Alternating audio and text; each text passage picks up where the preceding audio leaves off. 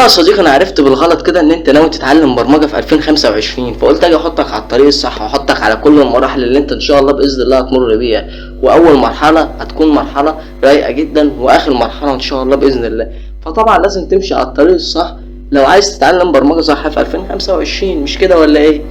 فيلا بينا نبدا، يلا بينا يلا بينا. السلام عليكم ورحمة الله وبركاته، اللهم صل وسلم وبارك على سيدنا نبينا محمد. اهلا بكم في قناة محترف برمجيات، القناة اللي ان شاء الله باذن الله هتكون جديدة ومنافسة لقنوات البرمجة، وان شاء الله باذن الله نقدم محتوى وكورسات تليق بحضراتكم. فمن غير ما اطول عليك يلا بينا نخش مع بعض على المراحل اللي انت هتمر بيها من اول مرحلة لاخر مرحلة. بس نصيحتي ليك لو انت واحد فعلا عايز تتعلم برمجة صح، لازم تركز معايا في كل كلمة اقولها في الفيديو، والله ولمصلحتك مش لمصلحتي. صحيح برضو انا هستفيد ان انت هتكمل معايا الفيديو، بس والله برضو لمصلحتك مش لمصلحتي، لان كل كلمة اقولها في الفيديو مهمة جدا جدا جدا. فيلا بينا كده نبدأ بأول مرحلة خالص، وهي اختيار التخصص. عشان خاطر تخش عالم البرمجة يا صديقي لازم تكون عارف التخصص اللي انت داخل عليه. فمش معقولة كده الواحد هيكون داخل عالم البرمجة ومش عارف هو كان هيطلع مبرمج ايه. هل انت عايز تطلع مبرمج ذكاء اصطناعي؟ هل انت عايز تطلع واحد فول ستاك؟ هل انت واحد عايز تطلع ويب ديفلوبر؟ هل انت واحد عايز تطلع فرونت اند باك اند؟ هل انت عايز تطلع موبايل ابليكيشن؟ هل انت عايز تطلع هاكر؟ مجالات كتير جدا وعليها الطلب عالي جدا، فلازم قبل اي حاجة تختار المجال. هتيجي تقول لي طب ازاي اختار المجال؟ هقول لك والله دي ان شاء الله باذن الله بعمل لك عليها فيديو عنها. بس لو انت دخلت بحثت في برضك ناس محترمة كتير جدا برضك بنصحك بيهم، زي الباشمهندس غريب الشيخ او معلمنا الكبير اسامة الزيرو. دول كلهم هتلاقيهم شارحين لك ازاي تختار تخصصك وازاي تختار مجالك. ولو عايز برضك رأيي الشخصي انا هبقى اعمل لك فيديو عنها، فما تخافش يعني. بس قبل ما نكمل كده ما تنساش تشترك في القناة، انا قلت لك ان انت تدعمني زي ما انا بديك النصايح، فما تنساش تشترك في القناة وتشترك في صفحة الفيسبوك اللي ان شاء الله باذن الله هينزل عليها مواعيد كل الكورسات اللي هتنزل. فما تنساش تشترك في صفحة الفيسبوك. تاني حاجة بقى يا صديقي وهي اللي انت المفروض تتعلمها، وهي هتخش على مرحلة الاساسيات. قبل ما اقولك ان انت تختار اللغة زي ما اي حد يخش يقولك لا انت لازم تختار اللغة الاول، لا انا جاي اقولك بصراحة كده ان انت لازم تأسس كويس برمجيا.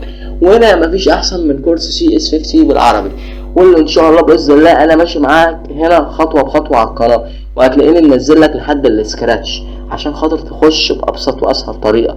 ولو دخلت من أول حلقة خالص هتلاقيني مبسط لك الموضوع، والله ما هتلاقي حد على اليوتيوب مبسطه لك زي ما أنا مبسطه لك.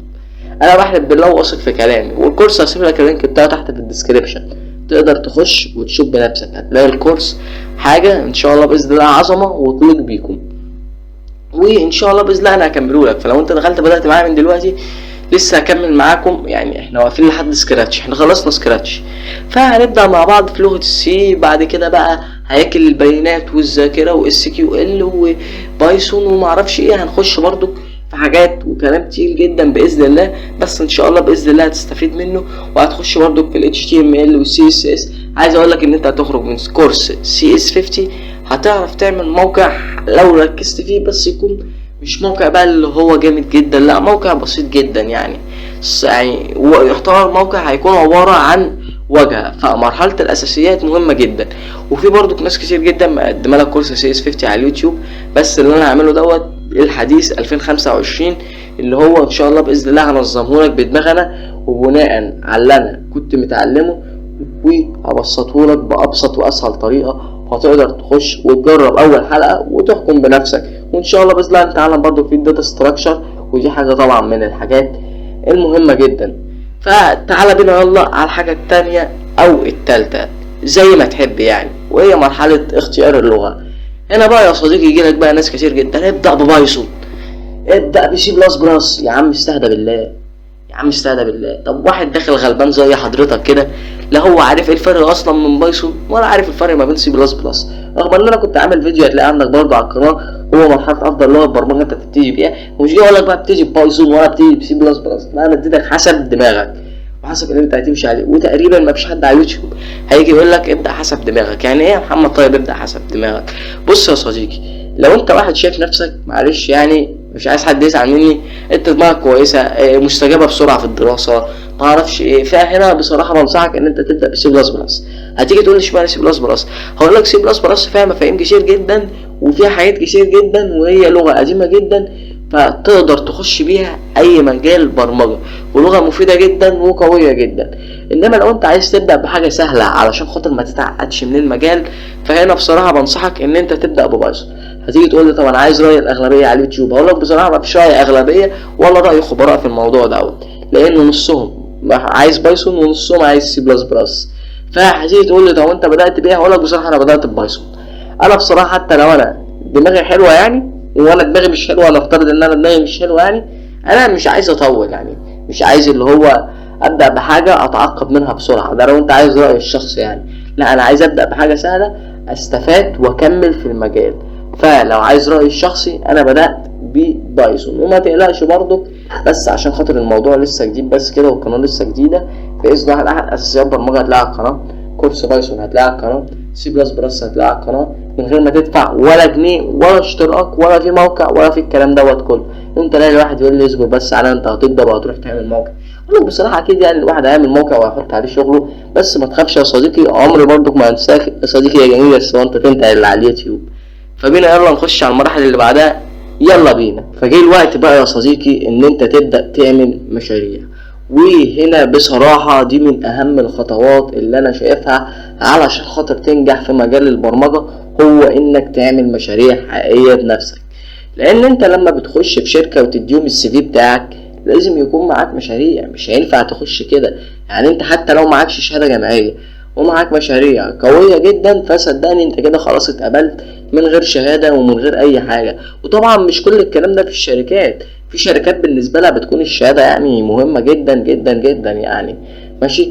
فأهم من ده كله علشان خاطر فعلا الناس تشوف مشاريعك، هو ان انت تحط مشاريعك ديت على الجيت هاب.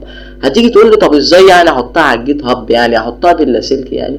اقول لك سيادتك هتخش تعمل حساب على جيت هاب، وانا ان شاء الله باذن الله هبقى انزل لك كورس تعلم جيت هاب من الصفر، وكنت منزل ازاي تعمل حساب عليه وهيفيدك في ايه، هتلاقي برضو في الفيديو تحت عندك في وصف القناه.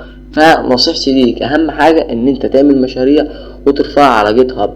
فدول كده كان مراحل تعلم البرمجه. صدقني لو بدات من الصفر، من اختيار المجال لحد زي ما انا بقول لك كده، هتوصل لليفل كويس جدا. ودورها في دماغك برضو يعني، لو انت شايف برضو ان انا مثلا سقطت لك معلومه او في كلمه مثلا مش على هواك، فراجع كده الكلام يعني. تختار تخصص لازم، تختار لغه برمجه لازم تتاسس كويس، لازم تعمل مشاريع. كل الحاجات ديت مراحل تعلم البرمجه ولازم تمشي عليها بالترتيب يا صديقي. فلو استفدت ما تنساش بقى تشترك في القناه وتدوس لايك وتستنى اهم الكورسات. وبتمنى يا رب يا رب بتمنى ان انت تكون كملت معايا الفيديو للنهايه ولحد دلوقتي. ما تنساش بقى تصلي على النبي، والسلام عليكم.